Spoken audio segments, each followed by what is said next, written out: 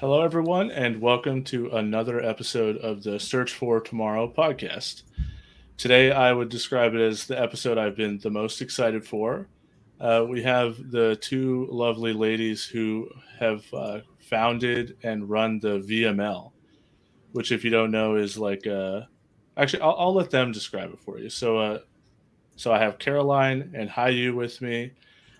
Let's just start with why don't one of you describe what is the VML? Because not everyone seems to know what it is, which always surprises me because I've always loved the initiative and it produces so many great players.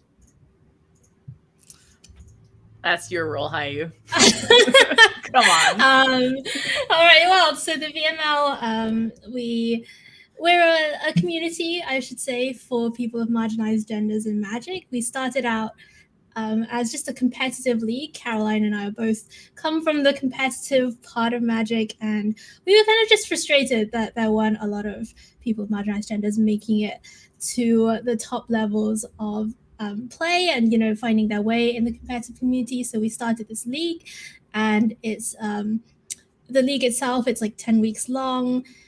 There's a round robin portion and a playoffs portion, and then the big thing about it is that the winner of each season has been going to the set championships that have happened until now.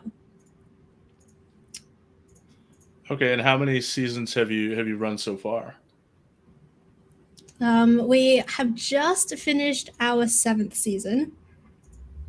I say just, it was probably like 4 weeks ago now, but it feels like they come and go very quickly. So from season 3, we've been having the invites. So we've just finished our 7th season. So it's been a pretty long running thing, even though it only started a couple of years ago. And I think, Caroline and I, and we have a whole team of people that put it together. We do weekly broadcasts. We do, people write articles about the metagame. It's like a whole ecosystem within our little community.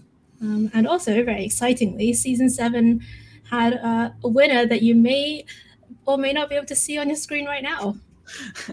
Wait, really? Oh, that was me. That's awesome. So, yeah, that's just kind of an amazing thing. How did the vision to where it is now? Like, are you super impressed with how well it's taken off compared to what you thought was going to happen, or what were your aspirations when you started it? So, like, the real answer is no. Of course, we would assume we're here, but then don't look in our DMs where Haiyue and I send each other messages, being like, "Is this actually happening? Like, did we actually do this?" No, we had absolutely no idea that it would get just so much support from Wizards and all just invites straight into the like highest level of play in current Magic.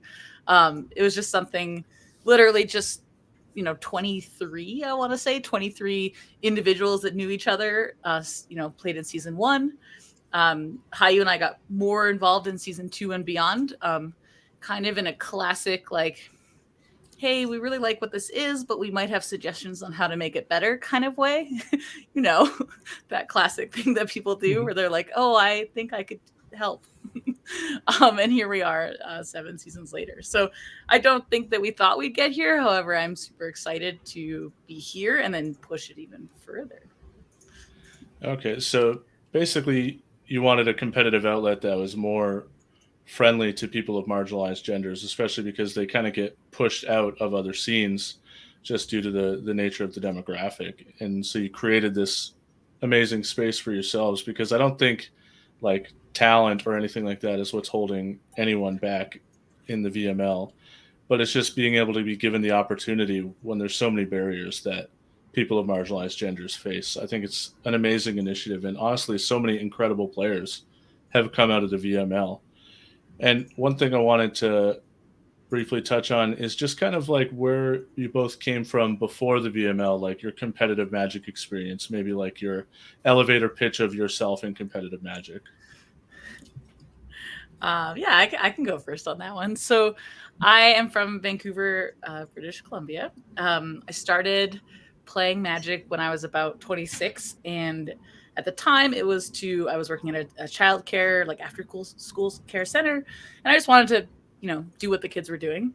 I discovered kind of a peak engagement with the game in my local community. Like there was only so many commander and drafts that I could play where I didn't really feel like I had the same understanding as my opponents. My opponents wanted to be more casual, and I was like, but I don't. So I actually like went out on a very long bus ride to this store called Magic Stronghold, and kind of was like, hey, you know, do you have competitive events here? And I found out, yes, many things like that exist. And the rest is history. Like once I made that push into a small local competitive Magic, I was able to find out about Grand Prix and face-to-face events and other things that just led me out into the world. My biggest engagement with competitive Magic was probably Grand Prix when they existed. And my skill set was not, in fact, Magic, but instead was talking to and getting to know a large variety of people, many of which I still engage with today. Literally. That's a good joke. And I think that's how I've engaged with competitive Magic. And I think it is different for everyone, but I just really clicked with that Grand Prix, flying to multiple cities in the US and Canada, and just really meeting as many people as I possibly could. So. Okay, and so you played from the LGS, and then from there you decided that like your goals of the game didn't really line up with everyone else's, so you kind of took it to trying to find a store that is more suitable to you. So you found Magic Stronghold, and from there just the Grand Prix scene. That's a big jump, and honestly, I think it's one that a lot of people make. No, it's good. I mean, you know, you nailed it. The classic PPTQ train and all that. But yeah, in general, that's kind of how I made my way up to here. Okay, and so how many Pro Tours have you played? Because I know you played the most recent Set Championship. Well, for all intents and purposes, refer to all of them as Pro Tours. Yes, I proudly call them Pro Tours, and people yell at me nearby, but they're not here right now, so it's okay. Yeah, I've played actually just two online Pro Tours. I played both the last one, which happened yesterday, and I also played the very first one, the Zendikar Champs, because I may or may not have also won season 3 of the VML. A VML ringer. Yes. It's like you made it like for players like yourself, and player yourself ended up benefiting. Yes. That's amazing. No, that's awesome. Yeah, so I actually really enjoyed that. I can say I've played the first and the last. I have a pretty interesting vision of what they looked like back then and what they look like now, and I'm very excited for paper tournaments to return and hopefully be able to play in a paper Pro Tour as well. Yeah, I would be surprised if you weren't at one of the paper Pro Tours very soon. I think a lot of people who know you and like know what kind of a caliber player you are, I think it's just a matter of time for sure. Thanks. What about you, Haiyue? I had a bit of a weird entry into Magic, I think. I also started actually when I was about 26, 27. I lived in the UK at the time, and in my previous life in the UK, I was actually a lawyer, and I did IP litigation for a few years in London, and Magic kind of had this draw to me because there were so many rules, which sounds ridiculous, but honestly, there were so many rules, and it was great. And I spent the first 4 or 5 months of when I just learned how to play Magic of just watching Pro Tour coverage. Like all the Pro Tour coverage that was available on YouTube at the time, I watched. And I didn't understand anything. Like I didn't know what any of the cards did. This was before they would regularly put cards on the screen. So every so often they would put a card on the screen, but like I just had no idea what any of the cards did. And I was just addicted to watching it and just, you know, hearing the commentators tell us about how great these players were. And then I started playing the store. My first event was Amonkhet pre-release. I remember it well. And after a while, I would draft at the store, and there was somebody at the store that I played at. His name was Alex Watson. Like we haven't spoken for many years, but he was just super nice. And he was like, "I think you're pretty good. You should come to the GP." And there was a GP in Liverpool, I think it was, like maybe a few months, maybe 6 months after I started. And also actually in that time, I also met Autumn, who played at my store for a little bit, Autumn Bachette. And I was like, that was like the first time I'd really met somebody who was very good at Magic. Like, you know, in your local scene, you get your competitive players and your GP grinders, PPTQ grinders, you know. But then when I watched Autumn play for the first time, like it was like this barrier in my mind fell away. I was like, wow, I did not know people could be this good at Magic. And then I went to that GP, and I think I went like 10, 5, and 1 or something at my first GP, which was, and I've never done that well since at a GP, but it was like just such a crazy experience. And yeah, it really inspired me to keep going. In terms of actual performances, I would say that I'm not as competitive as Caroline. I will go to some GPs, but I'm more of a like behind the scenes, operations, networking, writing proposals, yelling at people person, getting things done person. But yeah, I mean, obviously I'll play the VML, and I also love to play just anything limited related. I'll play like any competitive event with 40 cards in the format. So just let me get this straight. So did you watch coverage before you had even played Magic? No, I learned how to play the game. Okay. Like I knew the rules of the game, but the only cards I knew were like draft cards from Amonkhet. And that was it. And maybe some like standard of that era. So like Mardu vehicles or whatever. And then I started watching like the most recent pro, so I went back because like I watched like Aether Revolt, then Kaladesh, and then all the way back, and then like more and more I just didn't know any of the cards. And but I just loved it. Was the Hazoret PT in that like yeah. Did you just have no idea why everyone was freaking out? Like... No. By then I already knew what was going on. Because that was like the standard format of the time. Okay.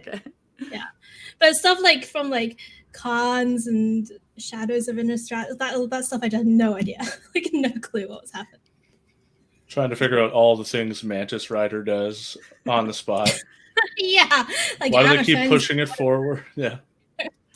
Oh my goodness, Anafenza, yeah. Oh my gosh, I forgot about that card. That card has a lot of words on it. Just Rally in general would have been. Yeah. Like, and then some of those PTs were modern. Like, oh yeah. What did you do during those PTs? That's hilarious. I honestly just watched them. I just loved watching it.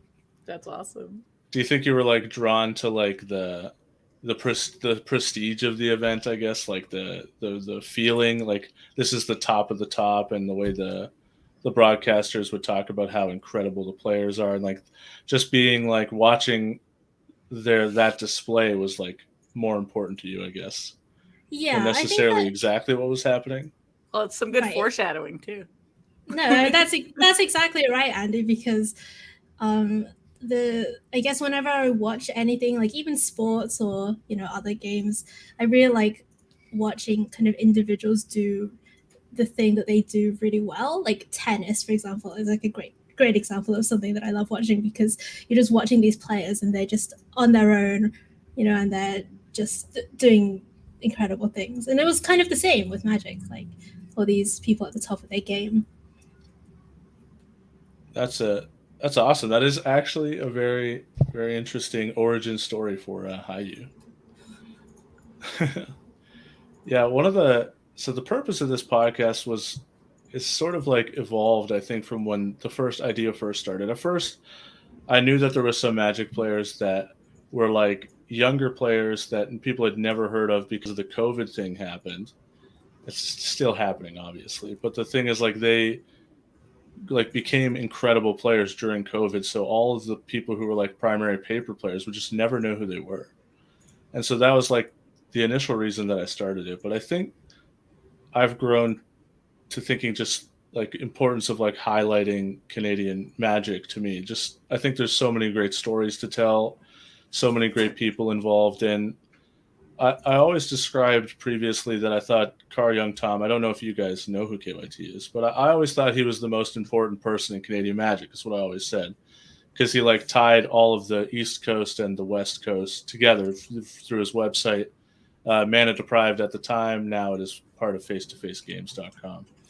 But I think this is the kind of thing that you two are doing right now that is like something that could be more important, I think, or even just as important.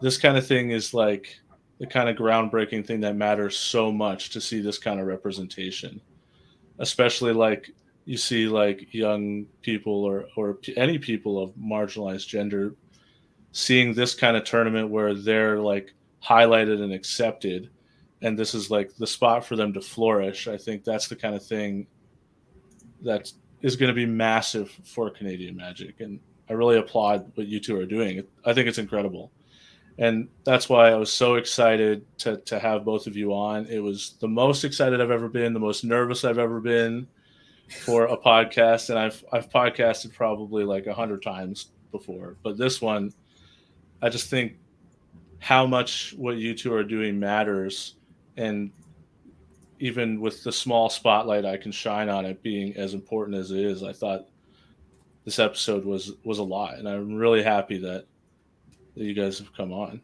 But the next thing I want to talk about is what's next for the VML. So where's like what's next season? What's the next goal? What's the vision for the VML from here? Well, so when we started out with the league itself, our goal or our mission, I guess, that we always had in our mind was that we were here to showcase the talents of people of marginalized genders. And basically to say, you know, we're just as good at Magic as everybody else. We're going to make this space where people can just compete and be their best selves without really having to think about all of the problems that they would face at mixed or other tournaments out there, and also give people a reason to play Magic week after week and kind of compete against other people. And then now we feel like 7 seasons later, we've kind of done that. Like the seasons, of course, are going to keep going, and we're going to make them bigger and better, we hope. But I think that what's kind of through this process, what Caroline and I really found out is that it's not really just the people in competitive Magic that face gender-based barriers. It's really people at all levels of play. And we kind of now have this broader view where we want to break down those barriers for all people. And, you know, Caroline has thought very deeply about the types of players that we try to target and to aim at and to include. Okay, and so how do you think you're going to accomplish that? So we've kind of broken the league into kind of 4 tiers in quotations. Not all the tiers are fully developed or at all developed.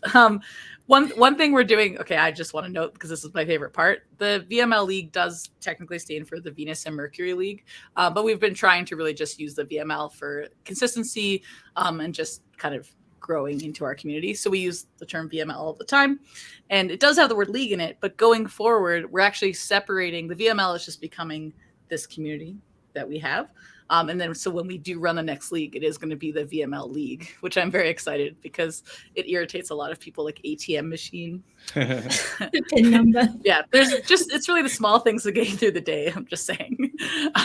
So top tier, or the top maybe is the wrong word. One of the tiers that we're focusing on is that competitive player, the thing that started it all. And that will continue with a league of sorts. We have to be fairly vague because we're in what I want to consider as our off season, as is kind of competitive Magic is in the off season since the set championship has finished up. And we're just really navigating, figuring out what does our league, which we want to continue and will certainly continue, but what does it look like? So that's why we're being pretty vague, but it will continue in some way.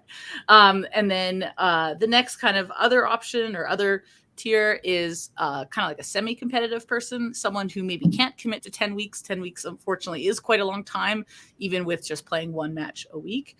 And so we want to kind of figure out what space can we fill there. Right now, almost all of our tournaments have been these league styles, but there are many other types of events out there, including, don't get too excited, including limited events and other one-day options. So we want to look into how do we fit in the new structure.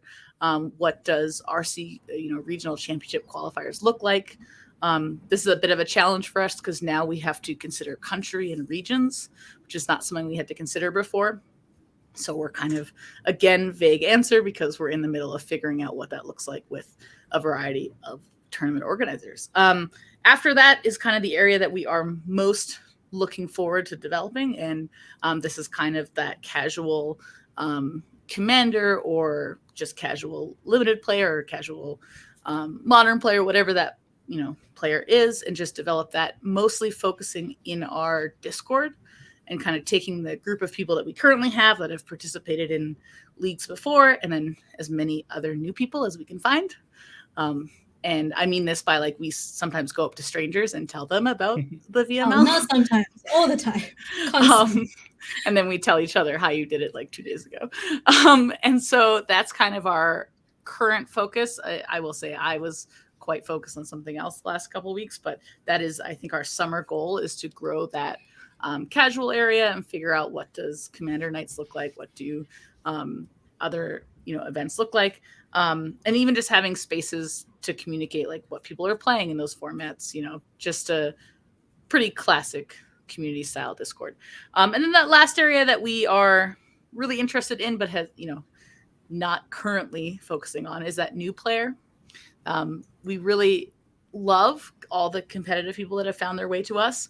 But by the time people get to us, they have their stories, they have their experiences, whether they be negative or positive, with their experience with Magic. And we kind of, while we're super happy to have them and encourage them and grow in our community, we also would love to be able to get people in and engage with the game in a way that's a little bit more balanced and welcoming from the beginning, instead of kind of navigating a rough start and then finding this, safe haven community. But that's something that we are focusing on in the near future, but not currently. And kind of to add to what Caroline is saying is that each of these kind of types of player that Caroline has talked about, in order to have gotten to that stage, like in order to play your first game of Magic, in order to go to your first casual Commander evening, in order to go to your first local game store to buy singles, in order to go to your first event, like each of those steps that Magic players take is kind of fraught with barriers that are different when you're not a man. And at every point, players are going to drop off because of those difficulties that they face. If they have a bad experience in their first game of Magic, that's going to put them off the game for a long time. If they have a bad experience the first time they go to a 1,000-person event, that's going to put them off going to 1,000-person events for a long time. So, like, we are really trying to identify those pain points that stop people engaging with the game that we love as much as they can, and try and kind of help with each of those areas. Like when I think back to, I told you about going to that first GP that I went to like 6 months after I started, and it was a great experience, but I walked into the room and it was literally the first time that I'd ever been in a room that had like 2,000 men and maybe 50 women in it. Like it was just a shock to me. And it's not that I really had any bad experiences there necessarily, just that like the kind of overwhelming feeling of like, wow, what have I walked into? We would just like the space to, like people to not have to kind of go through that thought process. Wow. That's I think what you described, Caroline, is just exactly, that's such a great vision, and honestly great thoughts that you guys had about how there's so many different entry points for people, and in each one for people of marginalized genders, there's people who won't come back. And that's what people don't realize when they're like, oh, like X type of people don't like to play Magic. It's no, it's they're forced out because of so many obstacles. Like anytime that you would do anything competitive Magic, there's obstacles that I, for example, would not have to face, and like people automatically accepting of me for just as an example compared to one of you.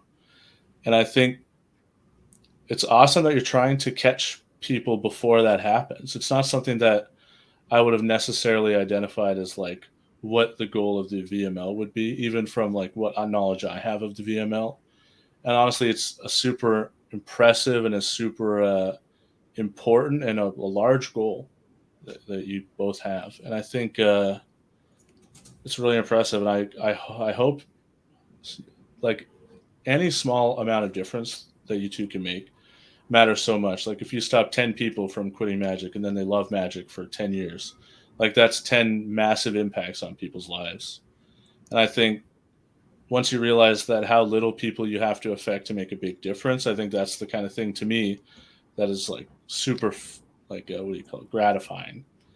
And I think yeah, I'm really looking forward to what the VML has in store, especially with what you described.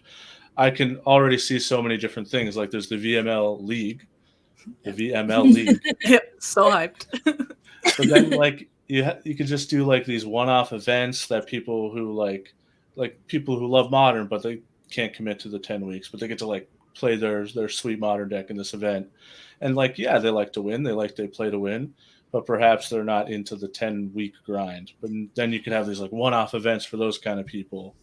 And then you could have like the Commander. Commander's so massive in Magic. Probably the most important thing to ever happen to Magic was Commander, despite it not being for me in particular. I was going to say we'll have to scrub our tweets where we don't like Commander, but we'll scrub those from our timeline.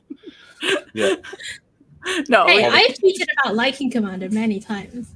Yeah, and then we all make fun of you for it. But yeah, I started in Commander. I have moved on, but that doesn't mean others have. Yeah, and I think something that also that we're very excited about, but can't really, again, have to be deliberately vague about our plans, is that until now we've obviously been very digital space focused. We started in late 2019, so you can imagine what that season one was February 1st, 2020. Wow. Right. Yeah, we started planning like late 2019. It was I think early crazy. 2020. I think about it all the time. Yeah. So really, there's been a digital space project, which has been great because we've had players from all around the world. We've given people a way to kind of stay in touch with Magic, who maybe they wouldn't necessarily have otherwise. But Caroline and I are very excited for the return of paper events. That's like our jam. Caroline. When Caroline says she loves going to events and meeting people, she is not joking. If you've ever walked across a GP hall or a Magic Fest hall with Caroline, like it will take like an hour to walk across because she just has to stop and talk to so many people, which is great. That's fantastic. And so we are, should we say, working on plans to see how we can bring the VML to a tabletop experience as well. Well, and I think it like really aligns and knock on wood, it works out that we're trying to move from just being this one thing for spiky spikes that can come and online and win a tournament, aka me, to just this natural thing that you just see when you walk into events. Like you see vendors and you see the tables that are messy because people can't clean up their draft uncommons, and then you just see the VML, and it's just like it is seriously our goal of just to be present at anything so that we can catch any of those levels at any time, whether that's that new player to someone top 8ing an event. We want it all. We want it to just be as natural as possible. And Andy, you were saying like, just to see the impact of the VML. And I personally have just recently kind of seen a bit of an impact with, I won't use names, but I met a player locally I'm currently in Denver, Colorado some of the time.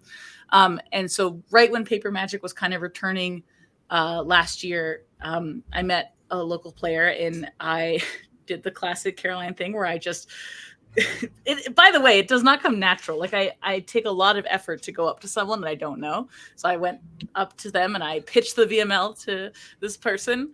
And of course, they probably thought I was absolutely crazy.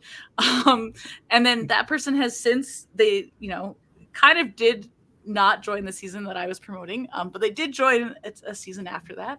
And then they have since themselves been branching out into the world of Magic, and I hear back from them all the time of going to SCGs or NRGs and the people that they meet there, and the people they're now hanging out with are just this VML chain of people. Like, it's just impressive to know. This is going to come off as super braggy. That's not really what I meant, but just going up to one person at an event and saying, "Hey, one person, there's this thing where you can feel more like yourself amongst people like yourself. Would you be interested?" To just see them 6 months later going to these events with the other VML people and other people of marginalized genders and just having this awesome experience. I'm not saying they couldn't have done that without the VML, but it certainly made it easier. Yeah, I completely agree. And then also, even like if we do focus back on the kind of competitive stuff that we started out with, like if you look at the people that have played VMLs and then what they're doing now, like the fact that Aria came out of the VML has been so dominant. Aria's team, Sanctum of All, kind of a related project where she has a PT testing team that all people of marginalized genders are welcome to join, open invite. And they put half of their team members into requalifying for the PT this championships. We saw Piper Powell win an NRG a couple of months ago. We saw I think Zoe was in a team that won the NRG this weekend. Like I'm not again not at all saying that none of these people couldn't have done it without the VML, but I think that we have we're trying to do a job where we just normalize, like Caroline said, we just normalize participation in these events and just make it easier for people to make those connections, build networks, all those support systems that don't come naturally or unautomatically offered to them. We're kind of helping them build from the ground up, and that's really making a big difference. Yeah, it's amazing to see players who maybe originally or at one point their like big results were potentially just the VML, but now they're just absolutely crushing. And Arya and Piper are such amazing examples. They're so incredible. They're so incredible at Magic, and it's just so amazing that to see them do so well. And I love that for a player, let's say they're not quite at that level yet, or even that comfortable yet going to competitive events because of all the obstacles that they could face. The fact that there's this place that's safe for them to like hone their skills, sharpen their blade, and then go forth and just keep crushing all the tournaments. It's just, I love it. I honestly love it. And every time I see the like Piper and Arya, Zoe do well, it's just awesome. And it just feels like, yeah, like we knew the whole time, and we're just waiting for everyone else to catch up. 100%. Yeah, amazing. So I guess the last thing I wanted to touch on, well, two things. First is I guess I'll plug the sponsor, face2facegames.com. I think face2facegames.com, premier Magic site in Canada. If you're looking for singles, or if maybe one of your stores wants to host the regional championship qualifiers, that's the place for them to go. If you're a competitive player and you're looking for your stores in your local area to reach out and get some regional championship qualifiers, face2facegames.com. All the information's on their website. You can help your store find the path to helping you get to the Pro Tour. And I think it's awesome opportunity, and I love all of this. Like, most stores can run these, most of them. You just have to prove that you can like handle the capacity and have like a well-run event. So face2facegames.com, singles and a trip to the Pro Tour potentially. But I think what I wanted to highlight after that is just, so where can people join the VML? How do you get involved in the VML? Like for all the people of marginalized genders, how do they get there?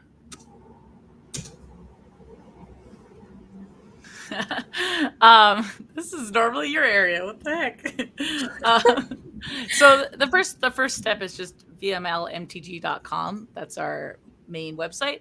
On there, I think the most relevant piece of information is just a link to our Discord.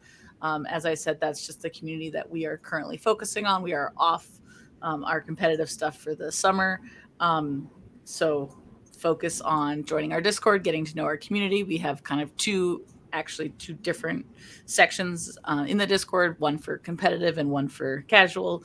You, of course, can join both, but they've just got a little bit of different focus on them. And then just kind of getting to know people and listening for all these vague events that we can't really talk about because organizing and connecting with people is hard and long. Very long. And stressful. I can't wait to post the clickbait like VML releases secrets. Yeah. Yeah. It had to have leaked something, right? Maybe, I don't know.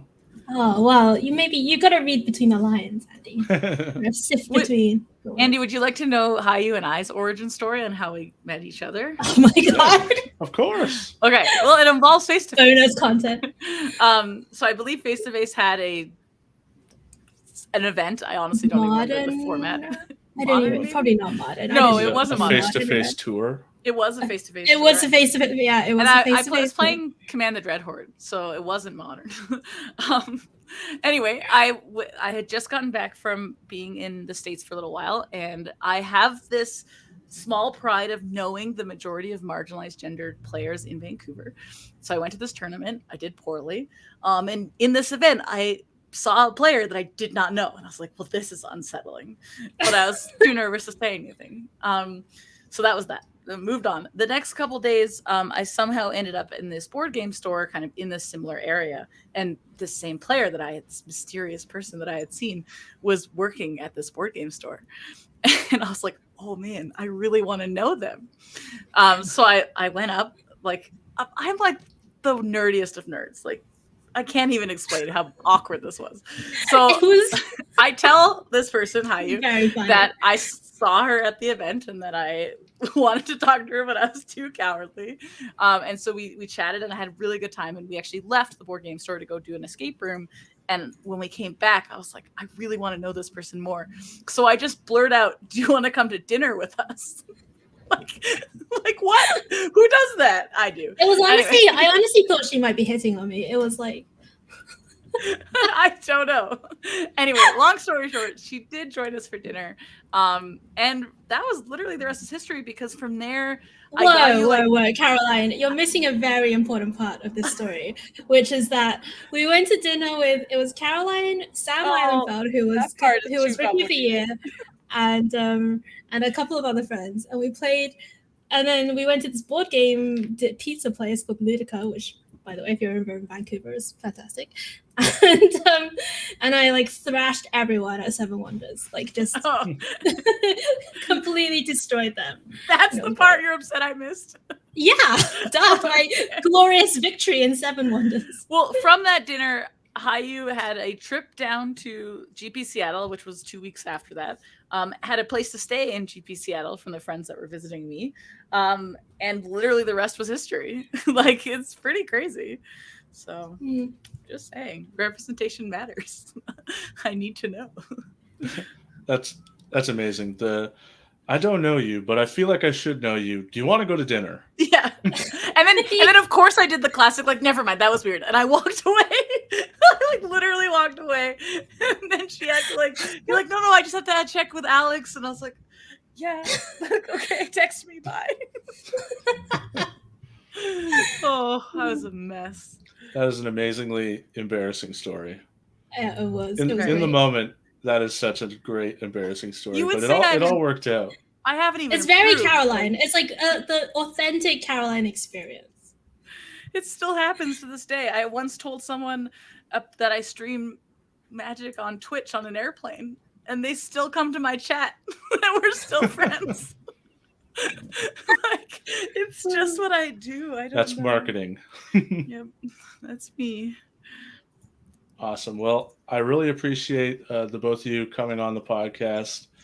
I'm just super happy hearing about what the VML has in store, kind of like the vision of the VML originally being this competitive outlet to kind of being this like real community where all sorts of people of marginalized genders, regardless of their interaction with magic, there's a spot for them there. And I think that's super important. And honestly, I would be very surprised if like the VML is not the most important thing to ever happen to Canadian Magic or to potentially Magic in general. I think it is one of the best initiatives without a doubt, and I'm super proud of you guys, you both. And I think honestly, just thank you so much for what you do. Like I have a young daughter, and I just know how unfair and hard the world is going to be for her, and I know that it's good to know that there's people out there looking out for her. And I just thank you so much. Yeah, I mean, thank you so much for having us on, Andy, and we look forward to seeing your daughter in VML season 100. I'm good bad at maths. Well, she's 4 months today, like maybe by 4 or 5. She's got a big head, so she might be really smart. She could Dana Fisher it, like Yeah. Okay. anything's possible. Yeah. All right. She could. VML season 40 or so, we'll say. So you do about 3 a year. That's just about right. Amazing. Well, I look forward to see what's next for the VML. I think it's already has a great place in Magic, and thank you both so much for sharing your story and sharing your vision for the VML. Thank you. Welcome. Anywhere where to find you on Twitter, Caroline and Haiyue, or anything to plug? This is your time. You can find me on Twitter at Mighty Linguini. I had to remember. And you can find me on twitch.tv/the Mighty Linguini. And I actually do also have a podcast. It's called Fam, Friends, and Magic. And it's honestly just this vibe. It's just chilling with 2 other people and chatting mostly casually about magic. And often related to the VML, since 2 of the members are part of the VML. So we often talk about it. Who else is in the podcast? Nicole Callahan and our friend Brasky. Okay.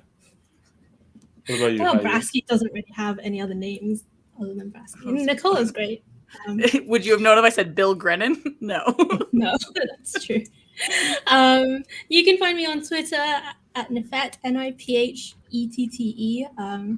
I post mainly, I would say, lukewarm takes on magic, and cat pictures are the dominant themes. And in terms of plugging, really not very much to do, just the VML. Come check us out. Check out the VML Twitter, VML MTG, the VML Twitch, obviously twitch.tv/VML MTG, and you can actually catch all of our previous broadcasts on YouTube. And I will say that I think that like the broadcast part, obviously I've done like a bunch of casting outside of the VML, like commentating on tournaments, and we put a lot of effort into the production. I think the production quality is insane, like just very, very high compared to the majority of tournaments out there. So I would really recommend checking out our YouTube channel and all the VODs of previous VML seasons that are there. All right. Well, thank you both very much. That's it for us. Thank you, and I can't wait to see what's next for the VML when the secrets are no longer secrets and the words can be said. We're pretty excited too. All right. Thank you.